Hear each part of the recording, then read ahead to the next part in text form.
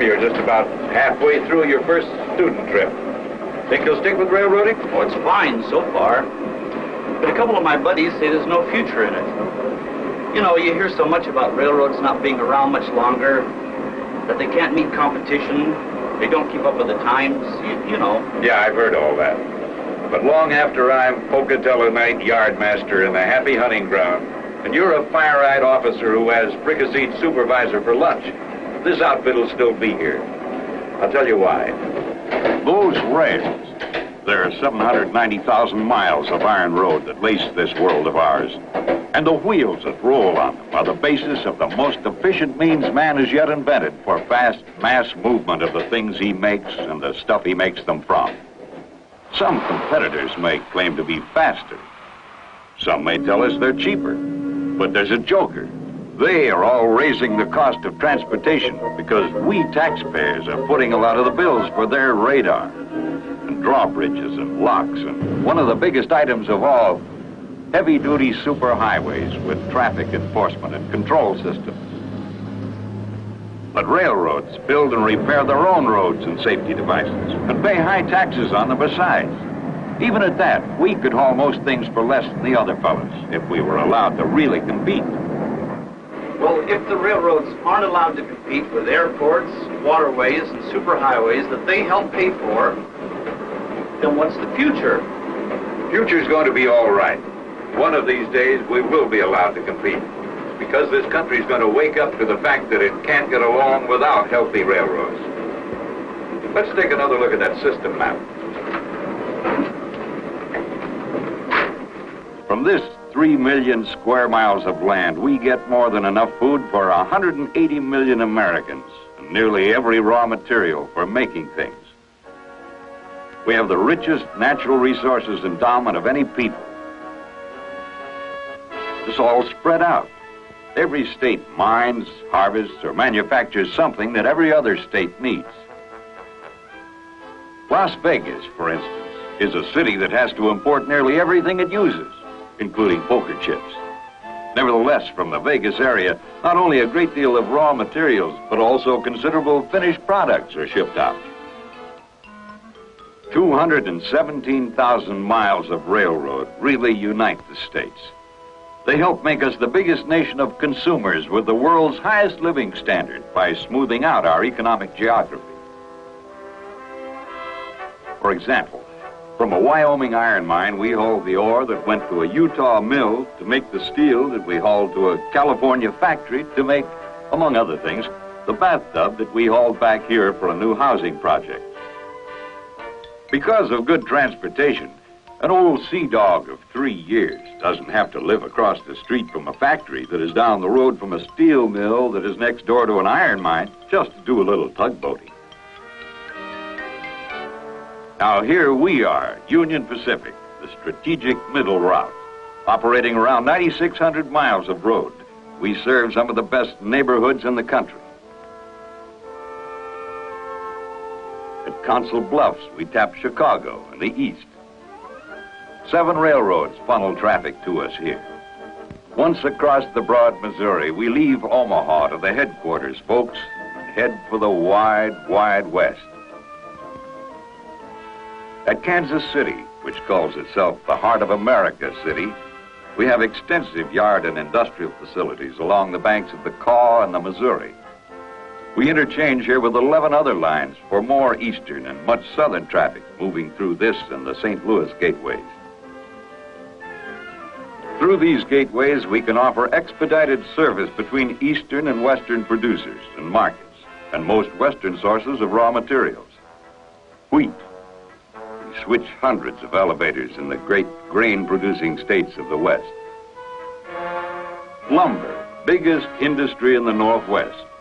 Forest products make up around 12% of our total tonnage. Out of Cascade, Idaho, we haul in trainload lots rough lumber and logs down the Idaho Northern Branch to a sawmill at Emmett. And out of the Iron Mountain district of Utah, what do we carry? Iron ore, enough lately to make around 9 trains a week. Beef steak and shoe leather on the hook, roll from nearly everywhere on the system. Sheep and hogs, too, are specific about Union Pacific. With the former Spokane International trackage in the family now, we've got a Canadian gateway. At Eastport, way up in the Idaho Panhandle, we interchange directly with Canadian Pacific. Here, car numbers and contents are subject to check against customs documents. We serve the West's most important ports: Los Angeles, Long Beach, Portland, Vancouver, Puget Sound and Grays Harbor ports. At Seattle, we have what amounts to another Canadian interchange. Several times a week, we send cars over salt water to British Columbia and to Alaska, too. Portland is 90 miles from the sea, but it handles more dry cargo than any other port on the coast. One of our hauls is lead and zinc ore, billed from Terminal 4 to an Idaho smelter. Los Angeles, land of oil wells, palm trees, and movie queens, also has a harbor that is the West's busiest. Ships of 31 flags call here and at neighboring Long Beach.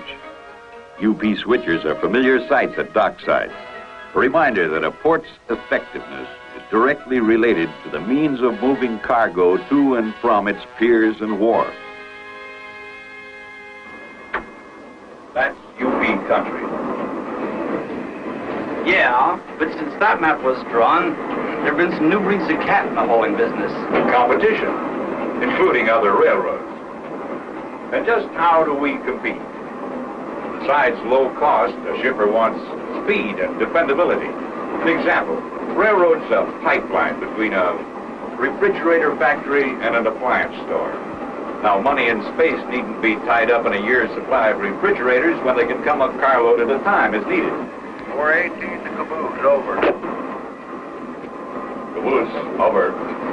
What track do you want to set these 2 cars out on? Set them out on track 2. Over. Okay, extra 418 east, clear. Now, where was that? Oh, yes. Railroads connect the factory to the store. And that helps keep prices down and prosperity up. Because with good transportation, stocks can be geared to sales. That releases capital and money flows. But when new merchandise is needed, it's needed quick, and it's got to come in good shape. So the shipper's going to use whoever gives him the all-around best deal. Right. Now, with rates regulated by the government, Union Pacific competes with other lines and other carriers by giving our customers speed, safety, dependability. We don't take a backseat to anybody when it comes to the tools we have and the ways we use them to give the best freight service. What about equipment? Say railroad to a man, and the first thing he thinks of is locomotive. We've got them, around 1,300. Our freight units total better than 2 million horsepower. Figuring your average 5,000-ton, 100-car train, there's enough power to roll 214 drag, manifest, and symbol trains. If they all were drawn up, pilot to caboose, on the main line at once, and the engineer on the lead unit was at Tower A at Cheyenne, the flagman would just about be at the east switch at Wamsutter. 214 miles west. Railroad men around the world agree that the diesel-electric locomotive is a flexible, dependable, if expensive, piece of equipment. It is a standard item of motive power in this country. But that doesn't mean we're not always looking for something better. Uncle Pete has always been a leader in motive power development. Never been afraid to try something new when it seemed it might meet our needs. We pioneered the oil-burning gas turbine locomotive, developed it into a successful hauler. And we also proved that a gas turbine fired by coal could be operated. In the great freight race, we've turned now to the high-energy locomotive. Diesels with 5,000 and more horsepower per unit are giving us the on-time, high-capacity performance you need to keep ahead in this business.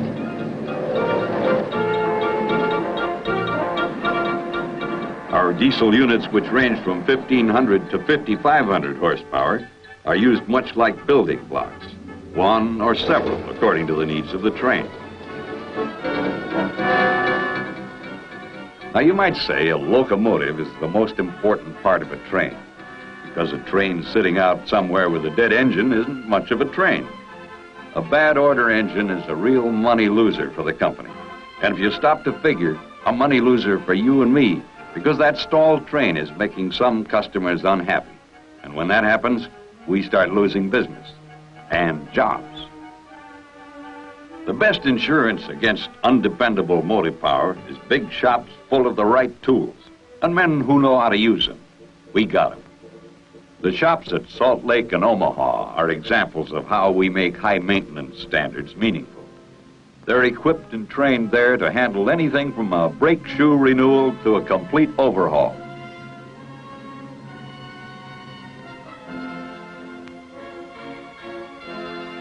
Using production line techniques, some 500 cylinder heads a month can be reconditioned. One operation is that of grinding out the low spots in the valve seats. Also, in a month's time, 700 to 1,000 injectors, vital to diesel performance, are inspected and overhauled. Before they go back in an engine, their output must be within 5 cc's of a specified amount, and must match the other injectors for that engine within 5 cc's. Although our maintenance standards are high, we make sure the things we buy are good to start with. For instance, to see how much they'll bend under a certain load, freight car crossbars are put to slow, steady torture in a tensile testing machine by the thoroughgoing men of our Research and Standards Engineer Department.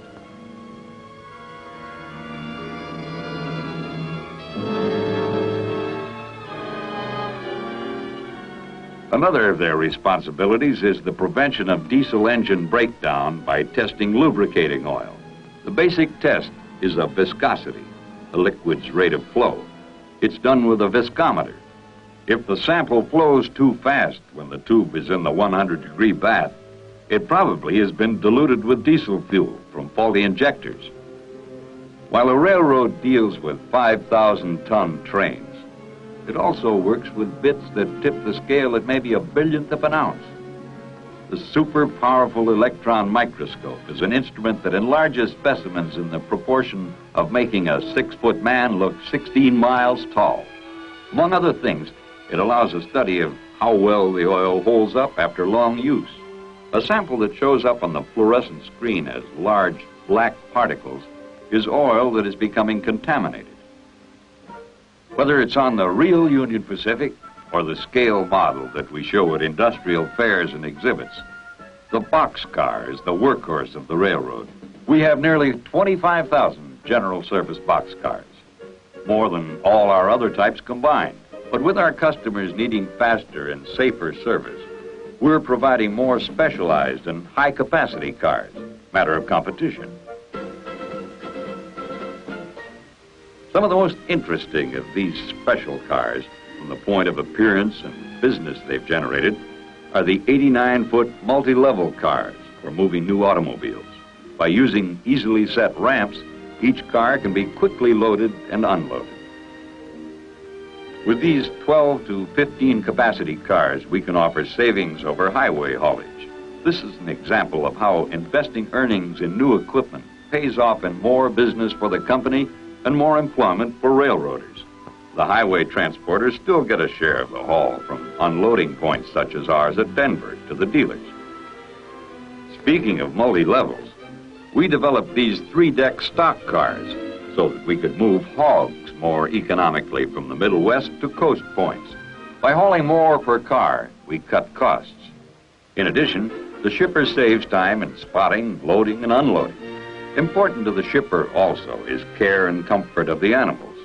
They still have plenty of headroom, and as in all our stock cars, the decks are covered with sand and straw to ensure arrival in good condition.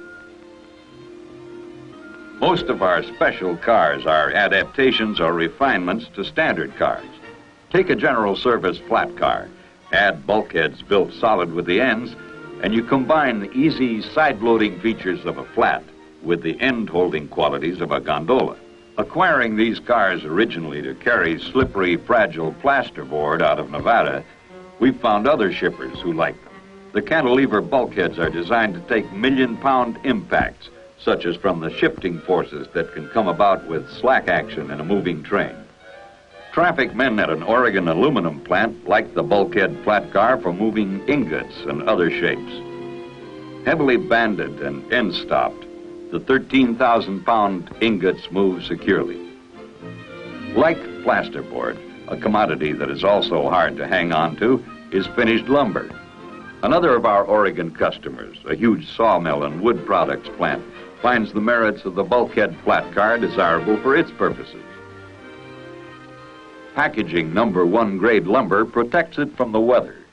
Moving it on bulkhead flat cars ensures freedom from impact damage in transit. Recognition of the shipper's needs and the development of special equipment to accommodate him is typical of the revolution in railroading we're seeing today. To most people, the intriguing railroad development has been trailer freight, piggybacking. Our piggyback car fleet has changed rapidly from a few standard flat cars, each carrying a 35-foot van, to 85 and 89-foot giants designed for the service, each carrying two 40-footers. Not only do we haul our own trailers with lading picked up and delivered by our Union Pacific Motor Freight Company, we also move between major terminals, trailers, and piggyback flat cars owned or leased by the shipper. Just recently, we've started a service that could change transportation patterns across the country. We've begun piggybacking between principal terminals, trailers owned by truckers. Trailer freight has become an important piece of our business and will become more so with realistic regulations on rate making. Another advance in flat car philosophy is a V-shaped cradle laid down the center for better handling of coiled steel, such as that rolling out of Utah. Many roads own special types like those we've been talking about, but there's another car we have exclusively. 85-foot super cushion cars with Minuteman missiles are interchanged at Hillfield, Utah for movement between there and various launch sites. The birds themselves nest in their own air-conditioned trailers. Common now, covered hoppers still are special enough that many are assigned to specific services. Originated for cement, they offer easy unloading plus protection for other bulk commodities such as soda ash, phosphate fertilizer, alfalfa products, and clays. The latest in covered hoppers is equipped with a trough hatch that runs the length of the car. This is a feature that makes filling faster, easier, and more even. The covered hopper is another car that has undergone the enlarging treatment. Our new ones are 90-tonners. For bulk sugar and flour, which tend to compact in transit and become hard to empty, the air slide covered hopper is useful. It was devised to give gravity an assist. Looking inside this car, one sees what appears to be a conventionally arranged two-compartment hopper. Closer inspection reveals something different. A specially woven fabric lies between the lading and an air chamber near the outlet. To unload, low-pressure air is connected, and passing through the fabric, it virtually fluidizes the lading, which then flows out by gravity. A simple addition to an ordinary boxcar can make it a special car. Most of the soda ash from Wyoming is shipped in covered hoppers, but some consignees don't have conveyors for gravity unloading, so we supply boxcars to which roof hatches have been added. The consignee is happy with the shipper, and the shipper is happy with us. A car that is always in demand is the double-door boxcar. One Oregon plywood processing plant will take all we can furnish. The shipper likes the 15-foot opening that permits fast loading with forklift trucks. Of course, these cars are costlier. The wide doorways require stronger underframes and stouter side sheets. If piggybacking has caught the public's eye, the equipment that interests most shippers and keeps the Car Service Bureau busiest is a new style of boxcar. This is the car that shippers cry for. It's insulated, a big selling point, particularly with canners who may be shipping during the winter months. But the most important features are the cushioned draft gear to protect the lading from shock and the load restraining devices inside, which do this too, besides making loading and unloading much faster and cheaper by eliminating the need for dunnage.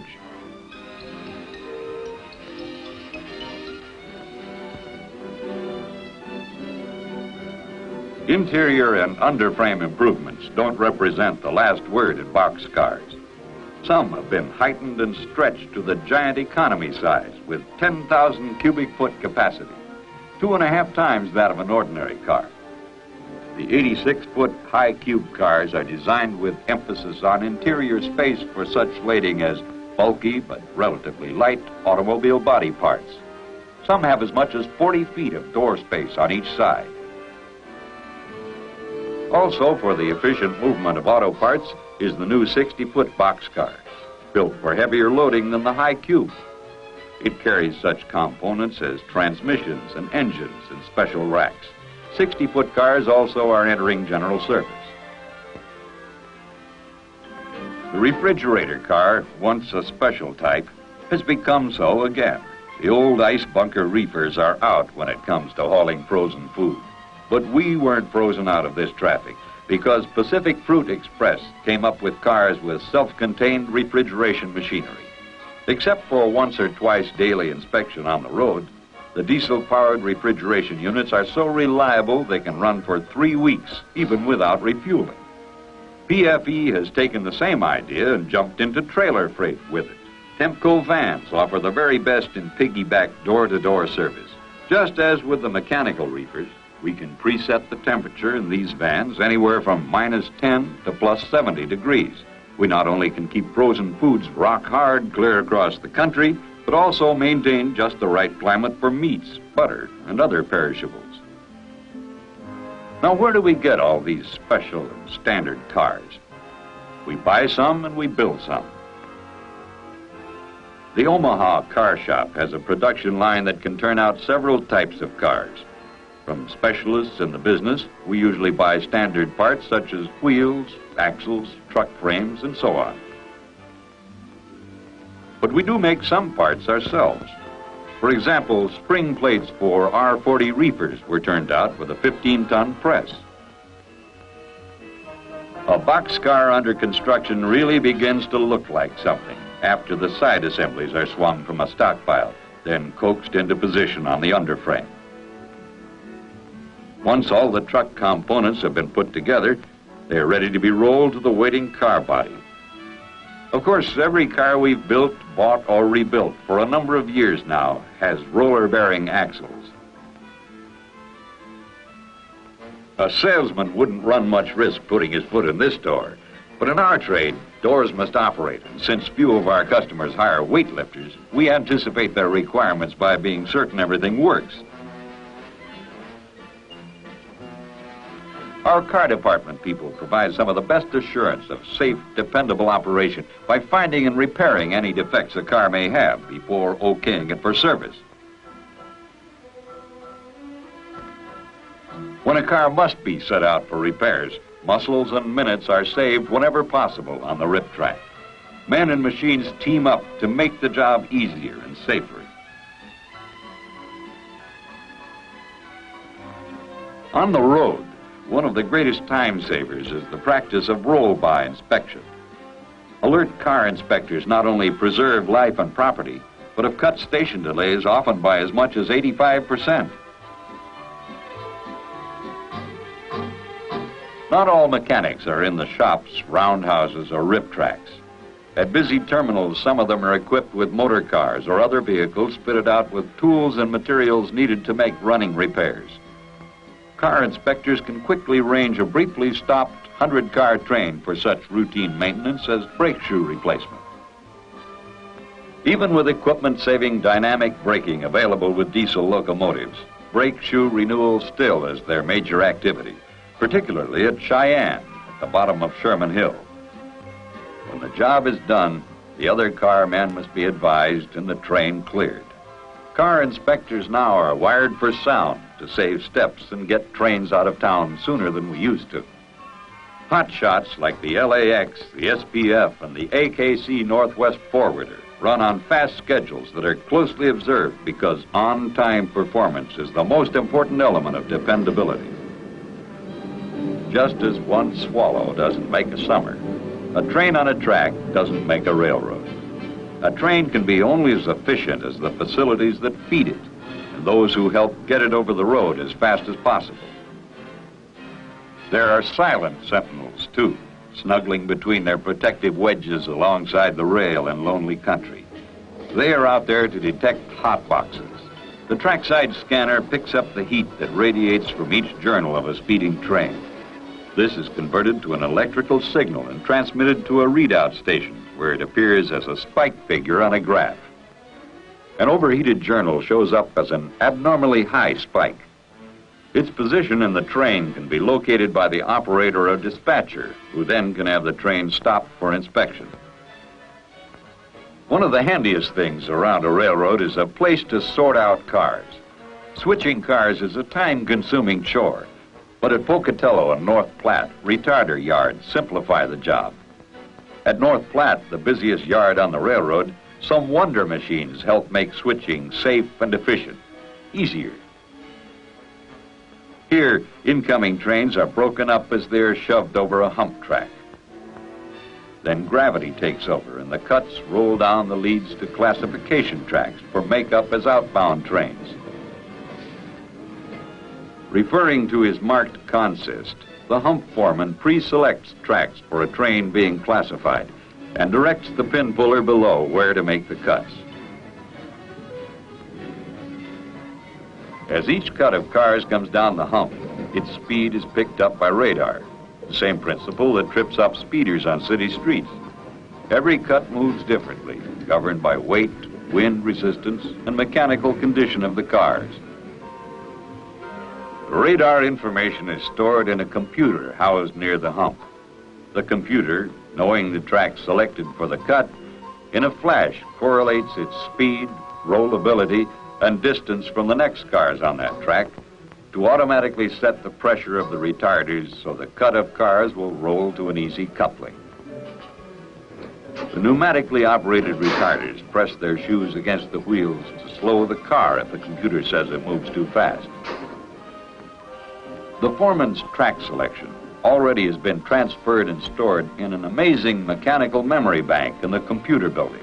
It operates on a code system that uses the magnetic properties of 8 brass or steel marble-sized balls. The machine can store the switching movements for a whole train, directing the cuts left and right through the switches as varying sequences of the balls pass through it and activate its relays.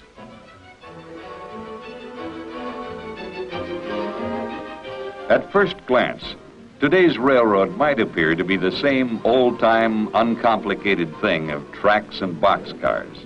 But beneath it, as under the roof of the computer house, pulses a current of advanced technology, of electronics and mechanics that is of space-age caliber. Nowhere so much as at a busy terminal like North Platte can one become aware of the 24-hour job that is railroading.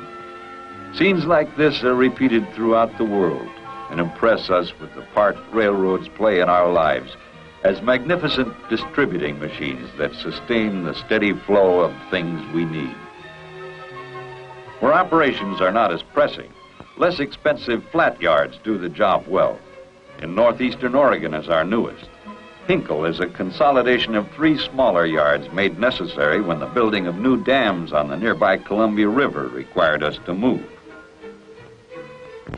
Next to man himself, the major contribution to faster, safer operation has been centralized traffic control. From a single central panel such as the one at Nampa, switches and signals are operated electrically over a long stretch of track.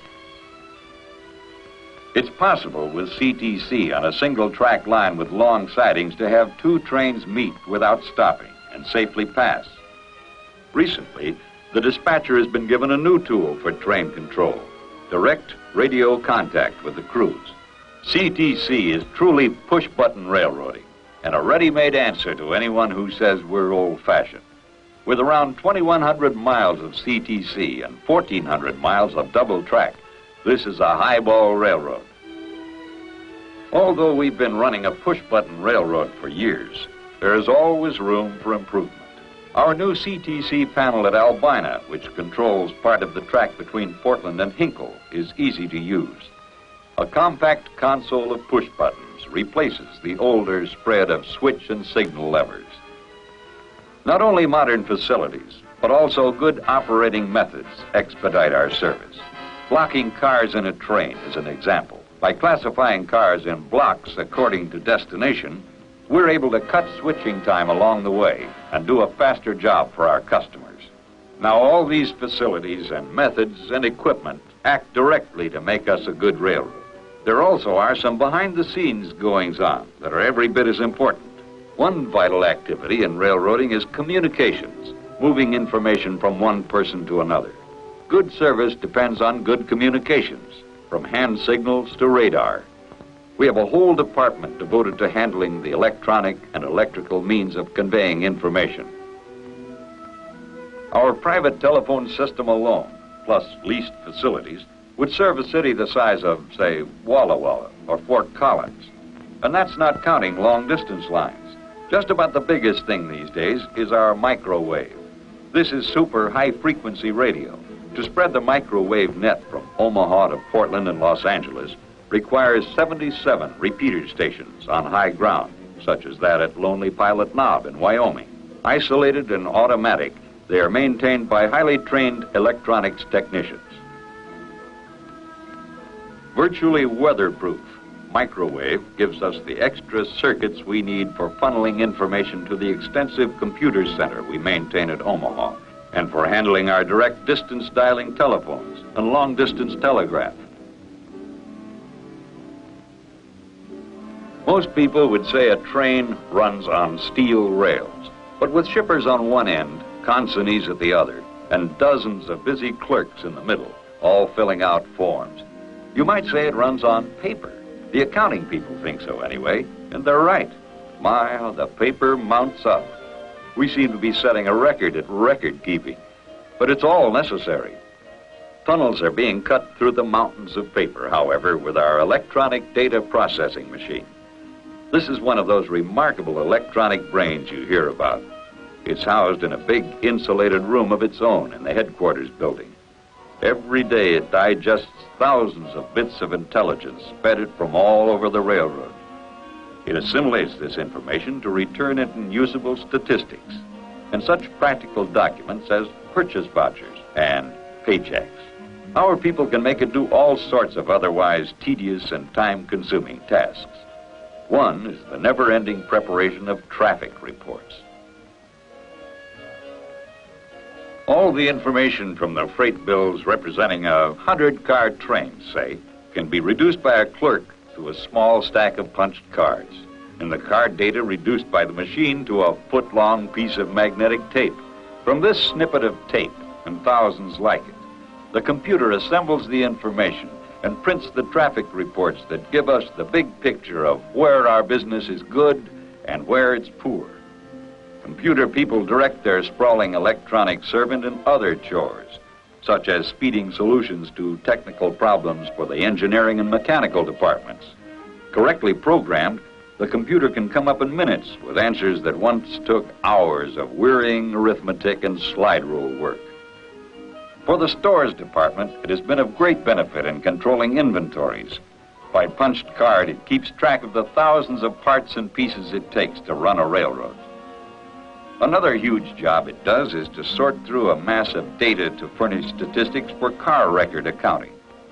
To us, a string of boxcars looks like a string of boxcars. But to some of the transportation department people, it looks entirely different. To them, every boxcar becomes a punched data card to make easier the giant task of keeping tab on 155,000 cars a month and supplying our shippers with cars as needed. From yard offices all over the railroad goes information on each car and its contents and its movements. This data flows to the transceiver room at Omaha, where 4 times a day, every day, 15,000 of these cards are sorted into origin and destination territories. The information they contain is converted and teletyped as manifest and passing reports to the agents concerned. With these reports at their fingertips, our tracing clerks can give our customers positive information regarding their particular shipments. Information on the order of when we received the car from shipper or connecting line, when it has passed various terminals, and when it can be expected to reach the consignee. Provided with the exact location of his car, the customer also can arrange for it to be diverted to a different destination or to have it stopped along the way for partial unloading. A carload of freight doesn't begin with a freight-loaded car. It begins with a visit to some industrial traffic manager's office. All we have for sale is service. The success of our service is measured in carloads. The better the service, the easier and more often it's sold. But someone still has to sell it, our traffic agents. In a way, of course, we're all traffic agents, selling our service by the reputation we help build and maintain. The real selling we leave to the pros. They're the fellas we back up when they tell our customers what a good job we all do. Besides doing us a favor by bringing in the business, they serve the shipper, assisting him with his transportation problems, leaving with him useful reminders of Uncle Pete. Helpful as such sales aids are, they're no substitute for a sincere, personable salesman who knows his product, who may lose a carload now and then, but never a friend. We can put an awful strain on a friendship, though, with careless treatment. Battering a customer's merchandise by rough handling sort of shakes his faith in us. The fault's not always ours, though, and the freight claim department works closely with customers to educate their shipping crews and forestall improper loading. They pass along to shippers the results of their years of research in packaging and loading. A UP-designed tool given to shippers and their crews is the Caseload Ometer. This handy device will show the best loading pattern for the greatest protection in transit. Once the pattern has been determined, stacking cases by the bonded block method is easily carried out. Cases are placed to make a stable, interlocked load. When it comes to producing properly loaded cars, the loss and damage prevention man is not really a magician. He's just another well-trained railroader, good at his job. To some, this may seem like playing with blocks, but it is serious business to the loss and damage prevention men who are helping reduce the needless waste and flow of claims paid for freight delivered piecemeal, dented, or otherwise damaged. Traffic agents and freight claim men aren't the only people on the railroad creating goodwill among our customers. About 1/4 of our freight business is hauling grains and fruits and vegetables and animals and meats. So we try to be helpful whenever we can to today's and tomorrow's farmers. Our agriculture department men are specialists in modern agriculture methods and crop development programs. They're traffic specialists too, and are always glad to share their knowledge. One look at today's track maintenance and renewal machinery should be enough to convince anyone who says we ought to modernize that this country's transportation problems are not caused by wooden axle, non-progressive railroads. A section gang still finds plenty of pick, shovel, lift, and pull work. But for big jobs, the engineering department has further modernized the section men with some ingenious machines that not only take much of the back break out of gandy dancing, but also leave the track as near glass smooth as it can be made. Now, all this track and the trains and terminals and tools and techniques we've talked about, plus clerks and carmen and cashiers and mechanics and, of course, conductors, are Union Pacific. Each of us has his trademark. Call it character, personality, reputation, public image. Uncle Pete has an image to maintain. As a publicly owned corporation, UP is literally a person on paper, with many of the civic obligations that you and I have. For some of us, our interest in the company doesn't end at the same time as our particular 8 hours or shift or job or trick or 150 miles. We discover company activity has followed us home.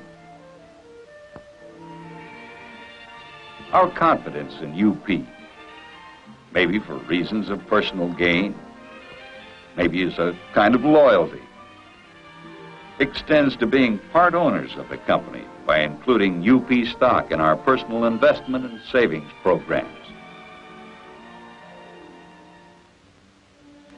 Those of us who are stockholders get an annual report from management. Among other things, the report tells us about one of UP's main civic responsibilities, taxes. Being a railroad, we're hit pretty hard. $771 million in the past 10 years for income, retirement, unemployment insurance, and property taxes. UP taxes help build schools and parks, also airports, highways, and waterways for our competitors. Tax paying is but one of our civic duties. We do many things we don't have to. You and I chip into charities.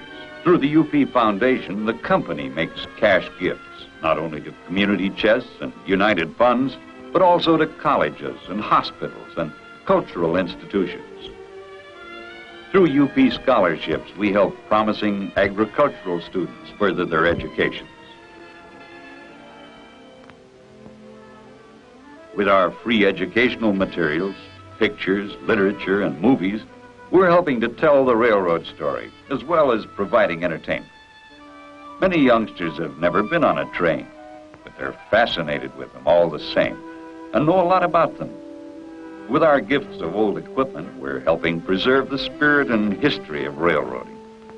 Dozens of retired UP steam engines are in city parks and museums, so all may wonder at the wondrous iron horse.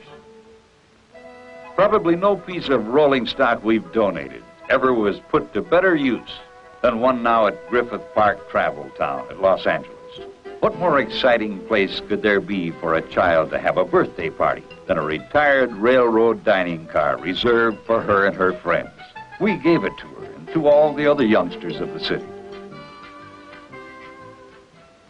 We can do these things because we're a profitable business. As profitable as we can be with old-fashioned regulations and discriminatory taxation. We'd like to make more money. Who wouldn't? And that's no sin. We do as well as we do because of the facilities and equipment and methods and people we have for giving the best service. As long as all of us do this for our customers and our communities, we're going to stay in business. Does that answer your questions? All but one. What's that? How did you ever get to know so much about this railroad? Well, Tom, you stay in this racket as long as I have, and you'll learn a few things, too. Of course, it helps if you've seen the new company movie.